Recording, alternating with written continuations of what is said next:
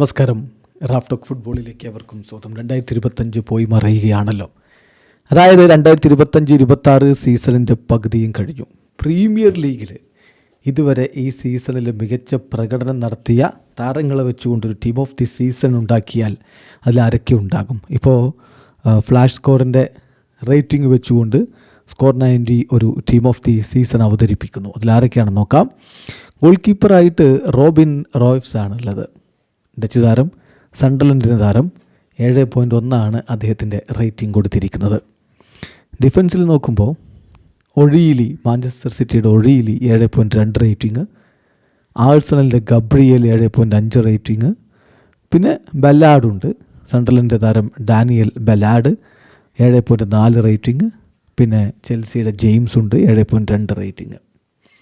മധുരയിലേക്ക് വരുമ്പോൾ ഫിൽ ഫോഡന് ഇപ്പം ഇന്നും പ്രകടനമാണല്ലോ നടത്തുന്നത്. സിറ്റിയുടെ ഫിൽ ഫോഡൻ 7.5 റേറ്റിംഗ്. പിന്നെ ആഴ്സണലിൻ്റെ റൈസ് ഉണ്ട്, അദ്ദേഹത്തിൻ്റെ റേറ്റിംഗ് 7.4. മാഞ്ചസ്റ്റർ യുണൈറ്റഡിൻ്റെ ബ്രൂണോ ഫെർണാണ്ടസ് ഉണ്ട് 7.5 റേറ്റിംഗ്. മുന്നേറ്റത്തിൽ ഹോൾ സിറ്റിയാണ്, അതായത് ഡോക്കുവും ചെർക്കിയും ഇരുപാർശ്വങ്ങളിൽ.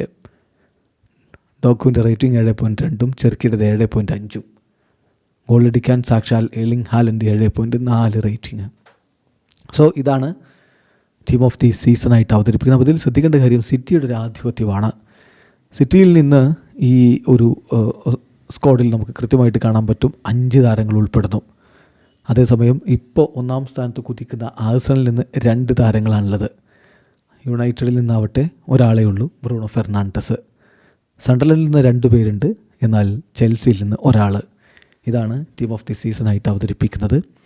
ഏതായാലും കൂടുതൽ മികച്ച പ്രകടനം നടത്തിക്കൊണ്ട് ആഴ്സണൽ ഇത്തവണ കിരീടത്തിലേക്ക് പോകുമോ? കഴിഞ്ഞ 4 വർഷം എടുത്താൽ 3 തവണയും അവർ ഈ ക്രിസ്മസിൻ്റെ സമയത്ത് ഒന്നാമതെന്നാണ്, എന്നിട്ട് കിരീടം കിട്ടിയിട്ടില്ല.